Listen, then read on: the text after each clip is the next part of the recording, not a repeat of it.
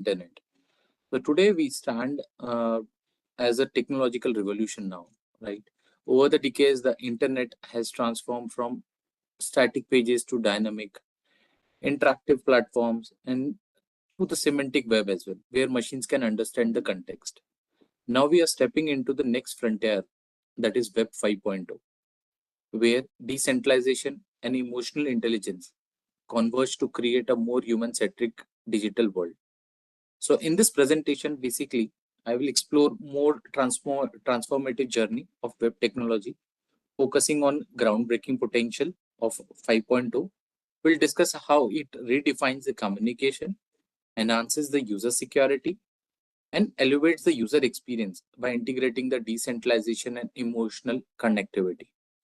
Whether you are a developer or a student or a designer or simply curious whether you lies ahead or not, so this session aims to spark your imagination towards your insights into the future of web technology. So let's embark on this journey and see how Web 5.0 will reshape how we can connect, communicate, and interact with this world. Let's get started.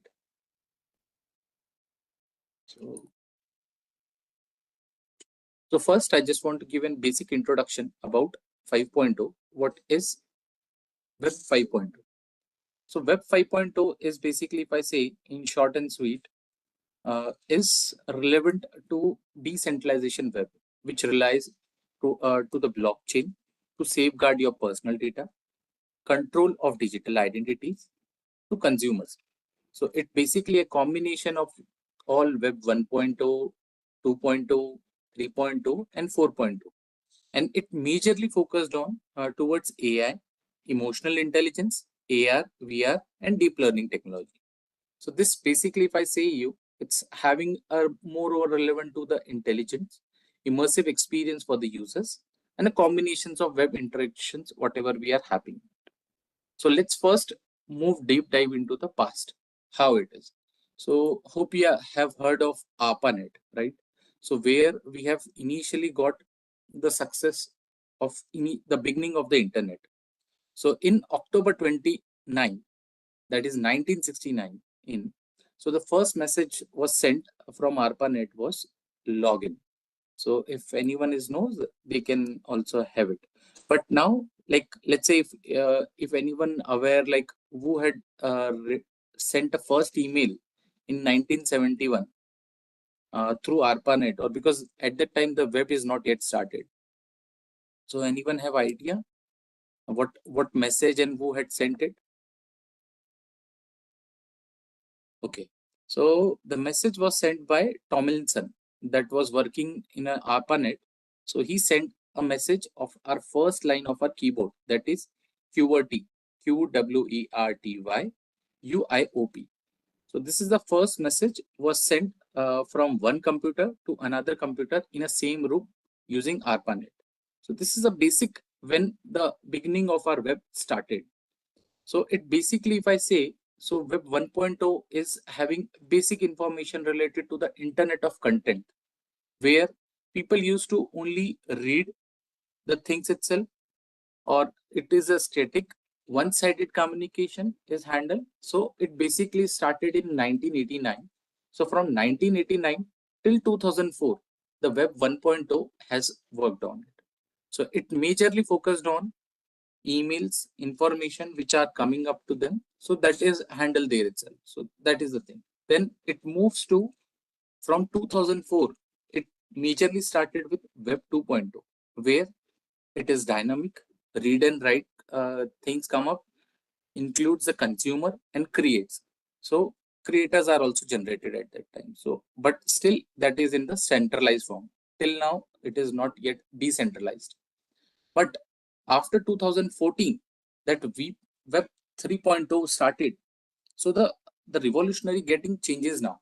So read, write, and ownership of that respective thing can be taken care by the user. Better search is done. Blockchain is introduced there itself. Decentralized it. Token economics come up. So these all stuff come up in Web 3.0. We'll go in deep dive later on the basic thing and how it is working in. So this is till now we are working on it. So Web 2.0 is also we are using it now, as well as Web 3.0 is also using. And in, let's say if I go to the Web 4.0, which contains moreover relevant to the IoT, that is Internet of Things, more decentralized, AI and ML involved here itself. So that comes up in 2020. So until now, present it is also right now it is in progress. So in short, if I say it, beginning with Internet of Content, that is WWW, that is World Wide Web, where people used to have email, information, entertainment. Then Internet of Service comes up, that is Web 2.0, which contains e-banking, e-commerce. These kind of concepts will come up at that time.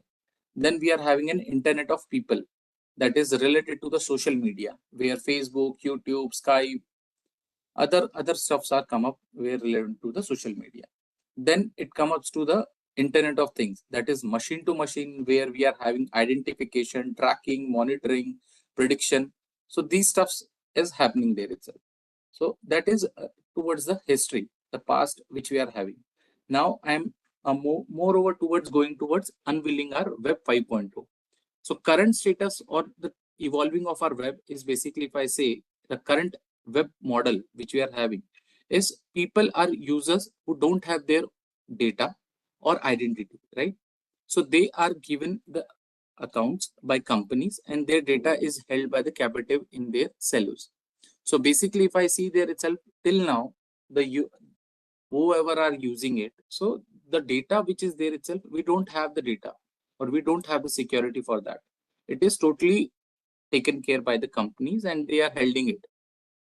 But now what is evolving there itself, to create any new class, or like let's say if you are having any personal data or a social communication, right, or any if you need to do any financial interaction or any apps which you love it, right, you want to do it.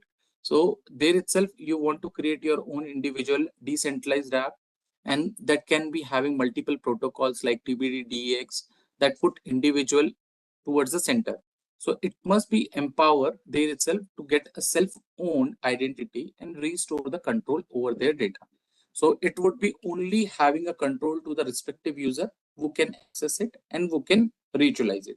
So in short, if I say Web 5.0 is a decentralized platform that allows users more control over their data and their own online identities, to be able to reuse any information whenever if we need to use across multiple platforms. So that is the major thing which I can say you for the Web 5.0. And now I am moving towards the decentralization, right? So how decentralization works usually, it utilizing the blockchain and a wider concept of a decentralization. I'm just telling here itself.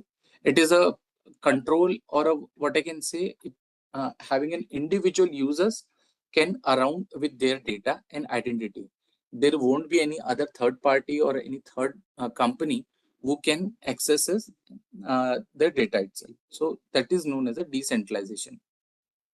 So in short, if I say like decentralized is having, first it started with DID, that is decentralized identifier. So it's starting with an address representing the decentralized web. So if you go to the decentralized web there itself, like how we are starting with HTTPS, right? So it started with DID. So it's a self-owned identifier that enables the decentralized identity, authentication, and routing it. So if I say there itself, so it will start with DID colon, whichever we are method we are using. Like let's say if we are using any particular method that we they call there itself, and then colon, and then we use the specific identifier to utilize it. So that is known as a decentralized identifier. Then we are having a variable credential, that is we generally used to say as a VC, which is a cryptographically signed statement by any issuer who are holding the respective object or a subject. So if I say VC is a data format or a model which is having a cryptographic presentation and it is verified by the owner or verified by a claim. Whenever, like let's say a holder is managing any specific credentials, okay, and there would be one issuer. So it's a tri-cross angle which is happening to handle the respective complete flow for respective any verifying it. So like, let's say if some holder is there who is first presenting that thing, then there is a verifier who will be requesting a proof, verifies the issuer, and then he attested that he satisfied the requirement, and then the issuer will come up, will issue that particular thing. So that is basically done. So after issuer is giving a digital sign on attestation to that respective package and gives the credential to the holder. So it basically issuing that thing. So that issue which we used to have, that is known as a verifiable credential. And there is one more thing which is known as a DWN. So DWN is basically decentralized web nodes. So DWN is a personal data store that basically have their own data, back up your data, and send your receive data. So these are the nodes which are connected with each other so that we can utilize them. So that's the thing. Now, so this is basically, I just want to give you a high level idea about how Web 5.0 is immersively working. So in short, if I say a Web 5.0 having majorly concern on the user satisfaction or the user engagement, which is having there itself, and how it is interacting between the technology with the help of AI and ML to automate the process. So these are the things which are for the interaction perspective. So in short, if I say there are three things, one is digital experience. So digital experience is a user satisfaction or a user engagement when he used to use any specific tool. So for that, digital experience is mandatory. Then the interaction, how it interact with the specific application the user is interacting. So that should be seamless and that should be handled. So in the back end or the integration would be done through AI and ML to automate the process. So it happens while we are interacting with any application. Then the third thing is in Web 5.0 is basically how we are emerging the experience. So now if we see there itself, AR, VR comes up, that is augmented reality, virtual reality, that these tools can help you to give the more enhanced experiences. So this is a high level idea about the basic 5.0 overview. Let's move towards the vision of 5.0. So these are the 5 visions which I can say where we used to have. So first thing is relevant to seamless integration. So seamless integration means the technology, whichever we are using it, it should be interact with them. Online interaction can be easily done. There should not be any effort put up there itself. It can be easily handled.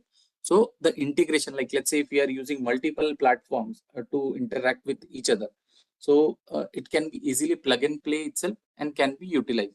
So that kind of seamless integration should be required. Then we are having enhanced connectivity. So as you can see, the connectivity is basically comes up in Web 4.0, where you can see all the blocks or all the nodes which are connected in blockchain, how it is connecting with each other, the nodes are working. So for that, basically it used to work. So in Web 5.0, the connectivity is not just only connecting with the devices. Like if you see there itself, in IoT, we are connecting the devices with the sensors, or the sensors are connecting with our smartphone or with our other devices to capture the visualization, the data like that way. So not that much only in Web 5.0. It's just not only just linking the devices, it also starting the meaningful relationship between the user and the data. So the intelligent data processing would be done through the big models of AI, and that can be represented there itself. So that kind of connectivity we require. Then the heart of our Web 5.0 is user empowerment. So user empowerment is basically to control their own personal data and customize their online experiences to fit their unique presence. So that is basically, we can say, as a user empowerment. So whenever we are doing any specific thing or any user experiences towards that respective application, so like how user like it or how user preference towards that respective thing, so that should be handled in Web 5.0. So this is the user empowerment. Then the fourth point is relevant to the advanced AI utilization. So in short, if I say AI will interrupt the data, It's acting with a real-time integration. It showcases you the thing which you needed it at the time respectively.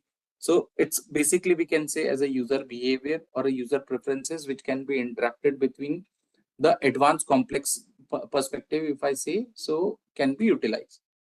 Then we are having a personalized experience. So like, let's say if I'm using any specific tool, but my personal preferences are something different, the other user preferences are something different. So now in Web 5.0 will be happen, AI will help them how the user is liking it. So according to that, the application or the system can be accommodated so that it can be easily used by the user. So let's go to the next slide. So that is now as what are the key technologies which are working behind the Web 5.0. So let's understanding the basic core technologies which we are working on it. So if you see there itself, the key technologies which we work on is AI. That is, if I say, so it's a brain of our Web 5.0, where you are analyzing the data, recognizing the patterns, making the decisions autonomously, and intelligence can be allows to personalize your experiences and smarter interaction.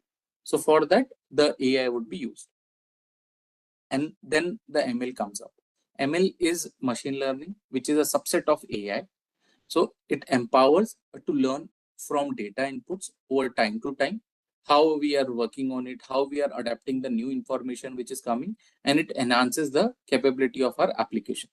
So it can be, we can say, as a robust, it can be, we can say, as a responsive, and it would be more efficient towards you as we are utilizing that respective application. So that is known as an ML. Then we are having a blockchain that I have a high level idea I have initially given you. So blockchain is basically ensures your security of your data or data integrity, which we used to have. So it by removing the need of the central authority, like, because if I say there it's a centralized form of our thing is like, let's say if we are utilizing in some application from some company itself, which storing our personal data.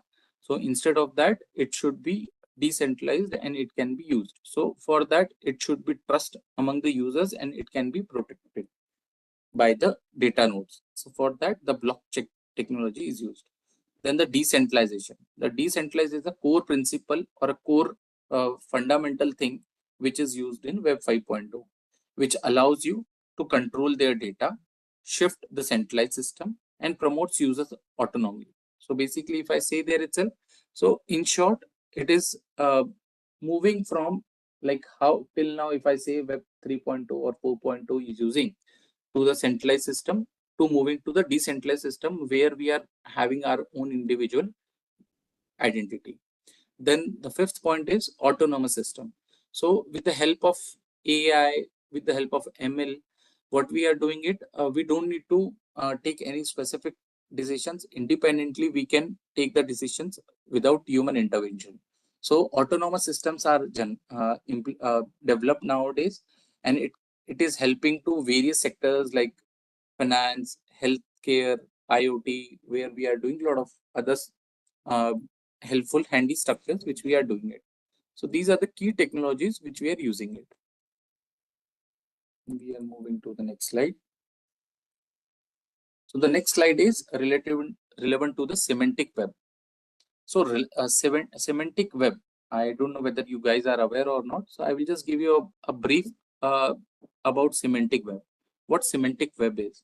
So semantic web is basically an extension from current World Wide Web, and it enables you to understand or interpret between the process of the amount of vast data which we are having in our application or in any where we are having, and it goes beyond with the help of a keyword matching.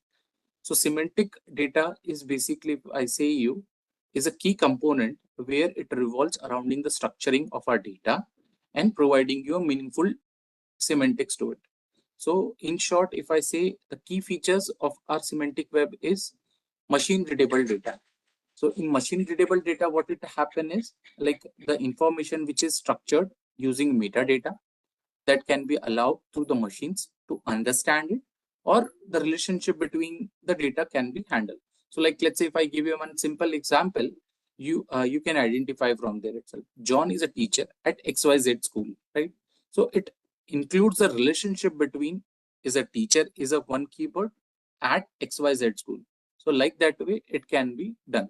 So that is a one kind of a key feature. Then there is one feature known as a ontologies. Ontology is how it used to define a common set of concepts where we are having a specific categories or a relationship between a particular domain. So for that it would be used.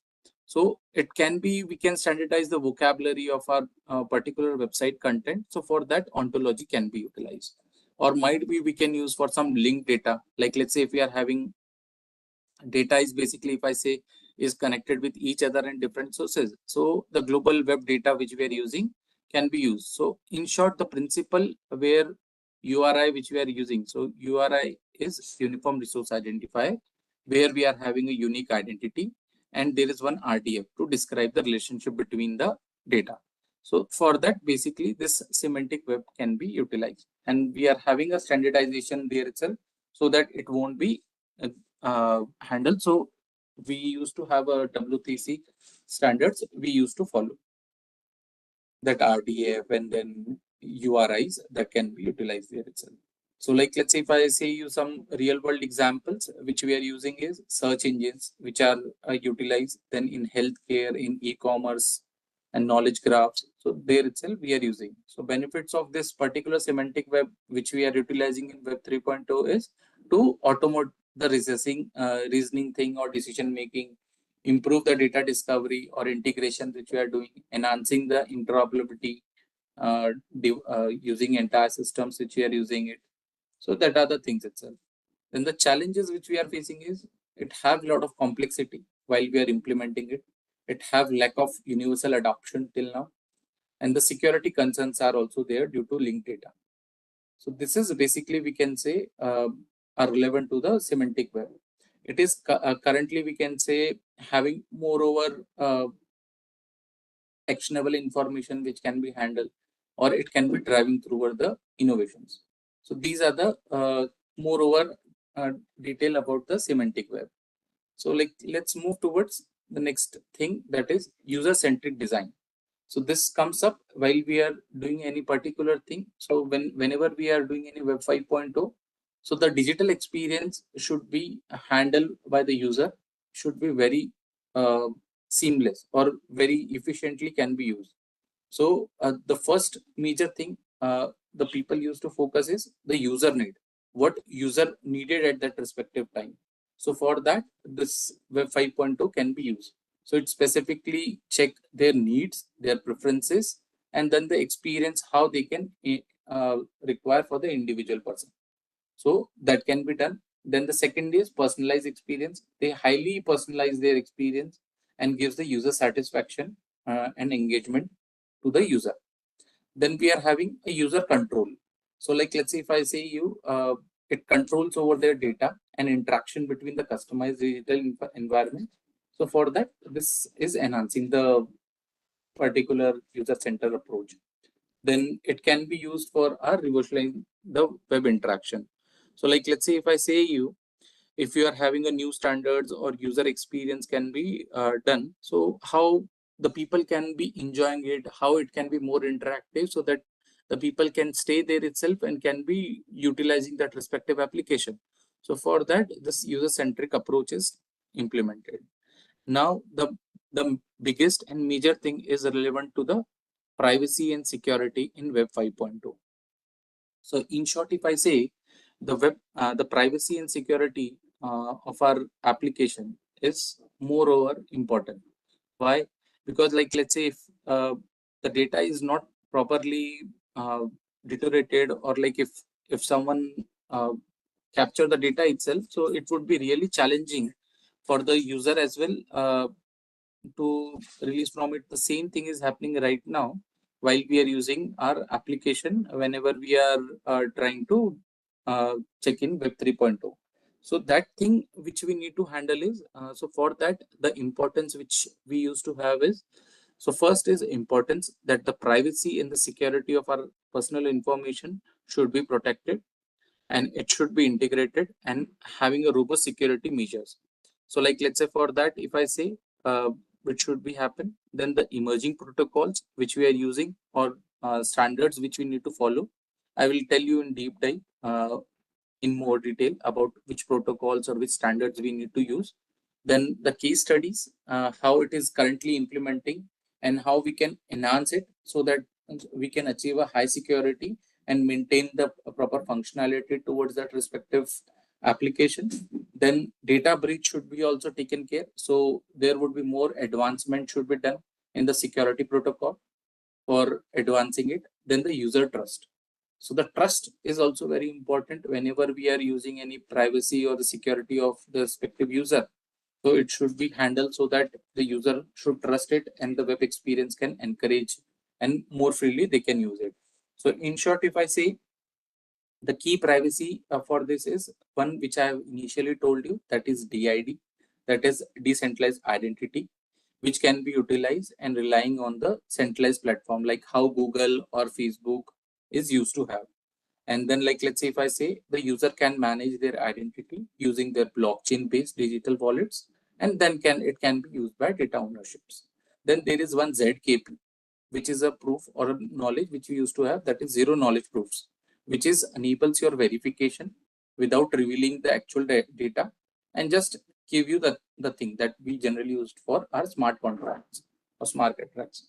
Then there would be one E2EE, that is end-to-end encryption, which you used to do. So it ensures you, these are the basic, we can say, as a standard protocols which we are using it for our thing. So like, let's say for this, if I say, and it ensures you communicating between the parties and it helps you to preventing the drop. So for this we can consider as a use cases secure messaging which we used to have, or we are doing some file sharing concepts or online transactions where we are having E2E encryptions. So for that we used to have. Then there is a data sovereignty where people used to have their full control over their data and deciding whether we can access it or for what purpose we need to use it. So for that it is used. So if I say there is, I don't know whether you are all aware or not, IFPS, that is interplanetary file system, where what we used to have, we generally used to do is like, let's say if I say, like whenever we are calling a particular method, or like, let's say a complete flow which we used to say is the file would be chosen and it went to the browser. When we are uploading it, so it goes to the IFPS, and IFPS will be connecting to the hash and protecting the value with the help of a smart contract, and then this can be interacted through our blockchain. So for that this can be done. So in short, if I say, that is we are saying as a IPF storage which we used to have. So these are the things which we generally used to think relevant to the privacy and security in our web 5.0. Let's move towards the next slide, that is relevant to the IoT. So web 5.2 and IoT is a very important concept which we generally used to have. Now, in future also, it can be more driven because the internet connectivity is also getting increased day by day. Like as you are aware right now, it is 5G, but in sometimes it can become up 6G, and then the internet speed very efficiently get increased so that it can be easily communicate between them, and then it can be handled. So for that, basically, if I say the first is the connectivity. So whenever we are doing web 5.2 and IoT interaction, so the connectivity should be seamless. It should be very handy so that they can enhance the connectivity and that the real-time data can be exchanged easily. Then if I say the devices and the application which is working, that should be seamlessly working so that we can get a particular accurate data or a solution whenever we require it. So that is the major thing for the enhanced connectivity. Then we are having a smart home systems where nowadays you can see we are using for lights, for fans, or the buttons for the curtains, or for the TV. If we are not at home as well, we can enable the geyser, or we can turn on the locks and everything. So that are relevant to the smart home systems. So how it can be done? So with the help of a seamless integration with 5.2, the home automation systems can be very easily done. So that is the one thing. Then efficient industrial process. So like let's say nowadays if the maintenance is coming up with the help of a sensors, if we are doing some prediction or predictive maintenance which we used to do, so with the help of that we can handle our workflow and the resource management can be done. So these are the things is properly we are doing it. So ideally if I say, it helps you to increase the productivity, it helps to reduce the downtime, and better monitoring of equipment can be done. So like let's say if the sensors are already, we are aware like this particular time or whenever the temperature of that particular device can be heated till this temperature, it can be broken or it can be ruptured. So they gives the alert or a notification to the system, so they can pause a system at that time, and then the heated of that particular device can be cooled down, and then it can be reused. So with the help of that, it can be better uh, give you the value to the equipment, and it can be improve the operational efficiency of the particular machine. Then in the healthcare devices or the innovative healthcare solutions which we used to have, where we are having a real-time monitoring or health data analysis can be done. So it can be interacting with the AI algorithms, can be done with the Web 5.0 and provide you more outcome towards or to improve your health outcomes and transforming in more healthcare delivery which we are doing it. So for that also it can be used. Then we are having a seamless user experience. So user experience is also very important whenever we are using any particular solution, whenever we are communicating or operating together each other. So it should be very smooth and it can be very easily interacted with the system. So that are very important, and it should be highly satisfied by the users when they are using it. So this is basically the collaboration between Web 5.0 and the Internet of Things. Now we are moving towards the edge computing. So first, I just want to give you a little bit high level idea what edge computing is. So edge computing is basically a computing paradigms where we are doing some computation, data storage, and processing are closer things. Like let's say if I say there itself, instead of relying to the specific centralized data center, so edge computing can reduce your latency or improves the efficiency and enable the real-time processing. So in short, if I say like edge is a bridge which we are using or a gateway which we are using to process the data. So like let's say on-prem we are having some software or some sensors which are there itself. But if you see there itself, sensors will provide a lot of data, and in lot of data which are not relevant to us, right? So whichever data we needed it, that specific filtration can be done through the edge computing. So edge is through the network itself, whichever we are doing it can be utilized there. So in short, if I say, like let's say if we are using any data generation, right, where we are having IoT sensors or cameras or mobile devices, right, where we used to collect the raw data. So how it you should be done? So first it should be data is generated through these devices. Then edge nodes will come up. So in local hardware or in a software components where we are having gateways or edge servers which can be utilized. So for that it should process and analyze the data. Then we used to filter the data. Once it is filtered, so the data flow can be done. So either we can process the data or acted upon, like let's say if we are triggering any system on a respective thing, so we can send. Otherwise we don't need to send. So where we used to send this data, we are basically sending this data to the cloud for a deeper analysis or for a long-term storage. We don't require all the data for a long-term storage, right? Specific data should be there, so for that it can be used. So that is a major thing which we can use for our edge computing. So how it used to have. So in short, the key features which we are getting from our edge computing is it decentralizing the process of power, which we can see here itself, is reducing the latency while we are doing any essential real-time data processing. It gives you the automated vehicle where we are having a particular whether it's safe or not, whether it is efficient or not. So for that it can be used. then it reduces the latency. So whenever we are doing any real-time data processing, so it autonomously we can utilize it and we can process it. Then there is a speed and efficiency would be increased, because if we are not using a large amount of data, so it the basically the filtered data which we are uploading to the cloud can be utilized and can be intensively used in our particular application. Then we are like, let's say if I going for autonomous vehicles which are running out right now, like for Tesla and everything. So it gives you the automated systems, why, how it can be done. It continuously processing the data with various sensors, and on the basis of the real time, it used to take a proper decision and trying to navigate you safely and interacting with the respective roads and environment. So like that way it can be done. Like same thing, it can be handled in the smart cities as well, where we are using for our traffic management, for energy distribution. So for that can be utilized. So these are the things relevant to the edge computing. Now, the major thing is social impact, how it can be impact to our social web.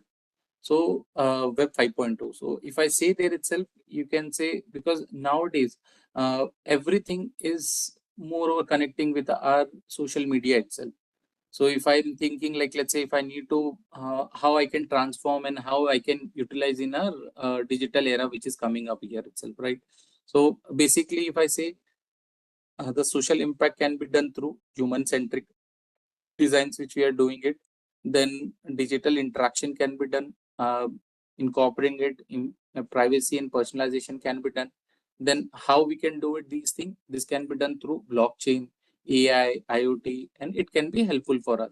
So like that way we can provide to them, enhancing our platform. So for that, like we need to come, the communication platform which we are using can be drastically, we need to change it, and can be leveraged through the advanced AI, where we can utilize a huge amount of data models which can provide you more preferences, more easy to use, can give you more references to interact that thing, and that can give you a good high quality of interaction with that. So for that, that can be handled. Then the personal user experience which we used to have, like however we are liking it, so according to that it can be utilized. Then we are having a secure and trustworthy environment. So always whenever the main goal of web 5.0 is it should be secure and it can be trustworthy for our environment where we are using it, so that the data breach or anything cannot be done. So this trust, once it is generated, so we don't think of it like, or we are not having any experiences of fear of breaching or any misuse which can be done. And nowadays you can see there are a lot of breaching or misuse is done through the social media itself.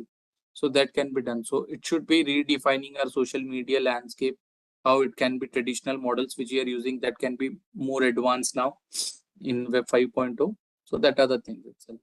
The same thing can be done, the one which we have discussed right now related to the various sectors like finance, healthcare, and IoT. For that also it can be used. Then the basic models which we are using in web 5.0.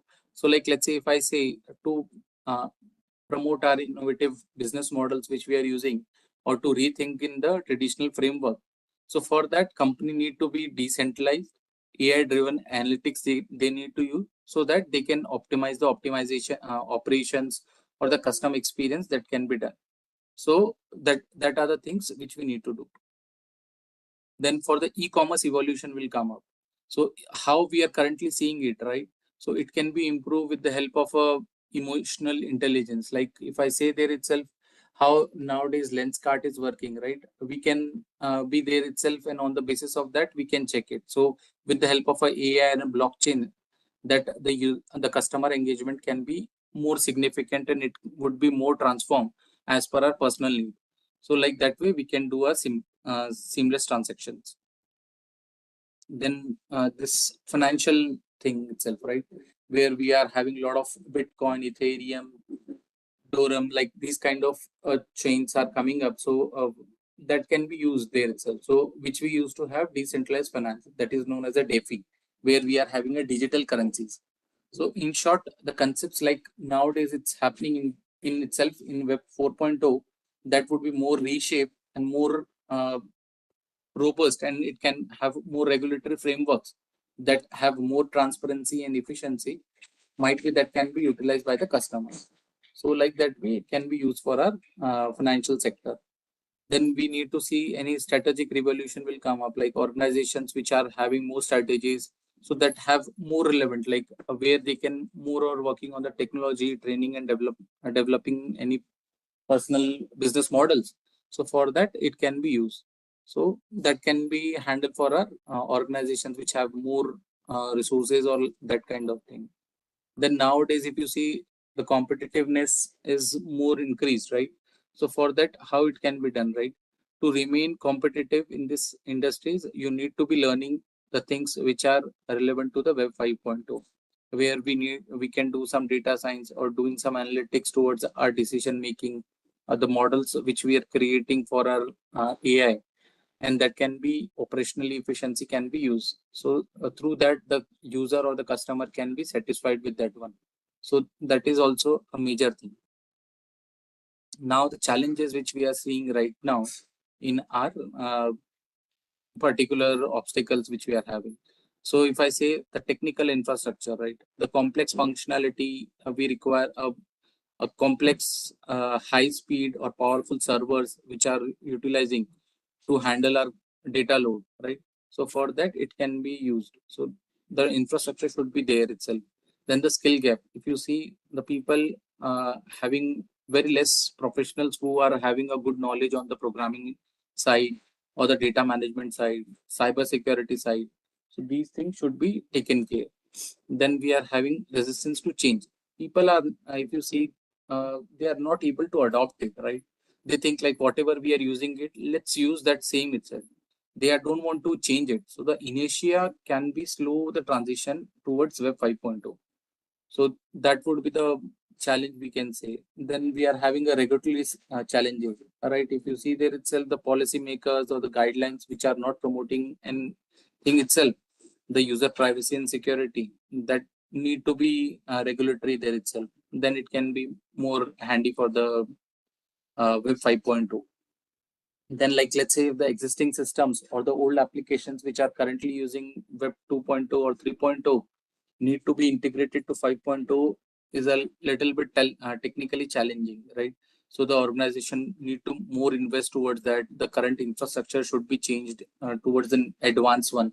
So for that also it would be a challenging thing. Then the cost implications, right? The more robust systems can be used, so or the servers can be used. So for that, more financial investment would be required. So for that, the the smaller business which are there itself can be impacted and can't use it. So these are the basic 6 challenges which we can see it. Now if I see there itself, this is the quick high level idea, whatever we have learned till now. I know like it is already 3:53. So won't be taking just a quick snapshot what we have learned till now, that whatever in Web 5.0 is an advanced connectivity or a decentralized system with an enhanced user experience. So this is basically represents a Web 5.0 and how it used to work with the help of an integration with AI, blockchain, and IoT. So it uses users and can create more interaction, online interaction. What are the major pioneering companies which are using it? Google, Meta are the forefront companies who are adopting to the Web 5.0. And there is a DApps and blockchain based solutions they are providing to them. Then we are having a real-time world applications. So, okay. So basically, if you see there itself in the finance or the healthcare systems, wherever we are having environment to be done, so that can be done with a peer-to-peer transaction. So for that, basically this real-time financial integrate or transaction can be easily done. Then who gets more benefits here itself? Who adopts early, who learn more efficiently. So definitely they will get more benefit through Web 5.0. Definitely it would be more leveraging and can be utilized. So we should adapt as soon as we can use it. So then the future outlook of this particular Web 5.0 is evolving rapidly nowadays. If you see, everyone is jumping into it towards AI, ML, and on top of it, the decentralized manner, the smart contracts, the raw applications which are there itself that are adapting to it. So this is the moreover we can say as a future of our next generation, or like we can say after a decade we can consider it. So in terms of trends and predictions, which we can say towards capability, we are having AI relevant experience, which we are getting where we are having a real time sensors, which would be enhancing and giving a more good experience to it. So for that, it can be used. Then it gives you more great data interoperability, where a lot of platforms are there and you are using as a unique identity and can be utilized as per our need itself. So that would be more efficient for you. Then we are having autonomous system. Lot of autonomous system would be generated with the help of an advanced AI and can be utilized, so that with the help of algorithms, advanced algorithms would be run with the help of a machine learning, and it can transform the industries with the help of complex processes which are happening right now. Then the digital landscape, where we are using social media integrations and a real time can be interacted and can be used more efficiently. So these are the things which we can think of in the future time. So for a training perspective or for the learning perspective, we can say it can be taken care. There are a lot of stuff itself in our internet which we can utilize and identify to learn it. So advanced training which we can do in AI or IoT and blockchain, that will be definitely helpful for you to improve your skills towards it. Then security, that is cyber security perspective, where we used to do the secure transactions or communications, which can be trustable. So this is also a good area where you can try to learn on it. Then data science perspective, where you can learn in a new technology style and competitive towards the decentralized web. Then UX perspective, where you can create a user-centric approach that can be used for a personal and interactivity where itself. That can be one of the key learning itself to change it. So this is the things which basically gives you more success towards our learning of our Web 5.0. Yeah, that's are the things itself. Thank you. This is Pawan Bothra, working in TCS as a senior technical architect. Majorly, I used to focus on web technologies only, as currently I am working as a visualization architect, where I majorly focused on IoT devices, where seamlessly we are capturing the real-time data and providing them seamless visualization towards the systems or the application. That are the major thing where I used to working. I have overall, as I can say, 13 plus years of experience in IT industries where I used to work. Yeah, thank you. Over to you, team. Any questions which anyone have, so we can take it up.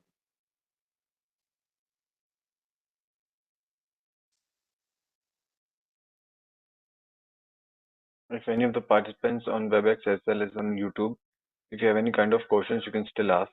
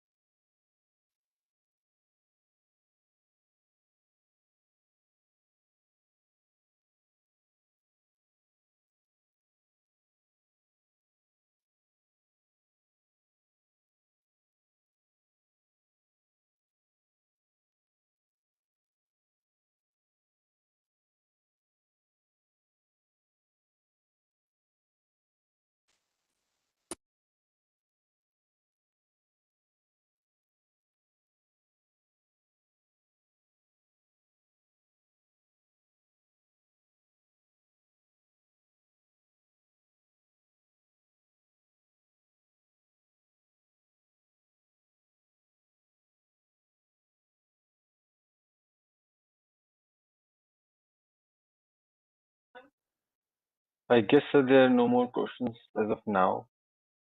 Okay, great. So So anyone can can we communicate conclude to this? me with my contact detail which I have shared. Feel free to contact. I can help you wherever you require any help towards technology. Whichever I am aware of it, definitely I will help them whenever they need it. Okay then. Thanks everyone. Have a great day. Thank you so much, sir. Thank you so much for this interactive sessions. I guess it will definitely help our participants in the grand finale, sir. Once again, that's best of luck to all of the teams shortlisted for the grand finale.